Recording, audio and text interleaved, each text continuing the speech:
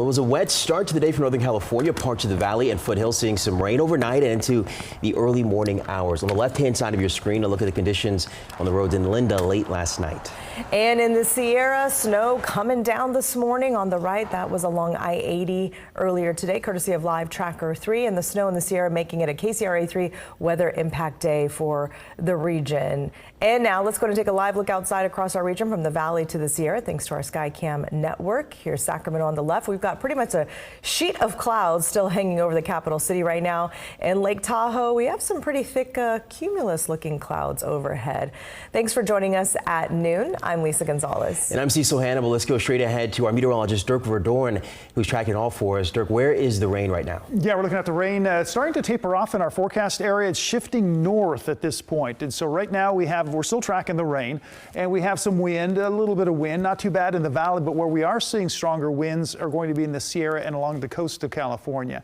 Here's a look. That area of heavy rain continues to cut across California from the coast just to the north of San Francisco, to the north of Marin County there, cutting across Lake County, portions of Napa County, on into Colusa County, Glenn County. That's where we're seeing some of the heaviest rain right now, and on into Tehama County, Butte County. Those are the areas that have been seeing a lot of rain, and we continue to get a lot of rain falling in those areas. So Napa County, again, to the north is where we're seeing some of that heavier rainfall, working your way north into Lake County near Hidden Valley Lake. We're seeing that rain picking up just a bit. Williams and Colusa all underneath those heavier rain showers as they come through. You can see that we have these areas of darker yellow and kind of an orange color near Live Oak and Yuba City. That's where we have the heaviest little pockets of rain, and then it dissipates a little bit, and then another heavy pocket comes through. Another feature we've been watching is the snow in the Sierra. Right now, there's just a little bit of very wet snow making its way over Donner Summit. So it looks like the roads have cleared out enough to where they don't have chain controls right now, but the roads are still going to be wet and sloppy. As we go through the afternoon, we'll see more rain than we will snow as temperatures start to warm. So those are the conditions right now. Here's a look at the wind gusts. In through the Sierra, we're seeing gusts of 32 miles per hour in Truckee and gusts of up to 52 miles per hour at Lake Tahoe right now. So those are some pretty strong gusts. Also in San Francisco, wind gusts of up to 24 miles per hour. We'll be monitoring the winds and the rain. We'll take a look at how much more we can expect coming up. Now back over to you. Thank you. And that weather causing some issues on the roads this morning. Chain controls, as Dirk mentioned, were just lifted on I-80 over Donner Summit, but on Donner Pass Road, just down from the summit, several vehicles getting stuck in the thick, slushy conditions earlier today. Look at that slush on those tires. CHP says drivers should try to avoid I-80 and try to get around the chain controls, but they're urging drivers to stick to the main roads. Don't try and take side roads. I got stuck. I hit a rock. And then in the process, I tried to back up, get out of the ditch and everything, and I backed up right on into a tree. It tore the backside of my trailer, the side panel off almost, and the top of it off. I stay on I-80, and if they tell you put on chains, you know?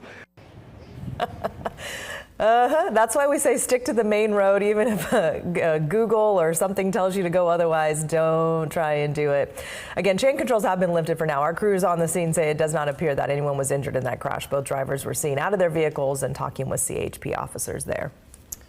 And with those chain controls and checks in mind, Caltrans officials are urging people to be cautious when they get behind the wheel, no matter if that's in the valley or in the high country. These are some really hard conditions. So what we would like the traveling public to do is, if possible, stay home, first of all, if you're not ready for that kind of travel. And if you must go, make sure you have your chains ready. Also make sure that your vehicle's working in proper order. And this is very important. Officials also suggest checking quick maps before hitting the roads. The storm continues. The on and off rainfall is forming puddles in hard to drain areas. Conditions like these have first responders urging drivers to be cautious on the roads. I'm really worried about the localized stuff and the people's driving and people just not paying attention. But overall, I'm pretty confident the area is going to be able to manage this well. Officials also say everyone should stay mindful of the chance of power outages. Be sure to have flashlights ready, medical equipment charged, and plenty of warm clothes ready to go. That's all great advice, maybe some bottled water as well.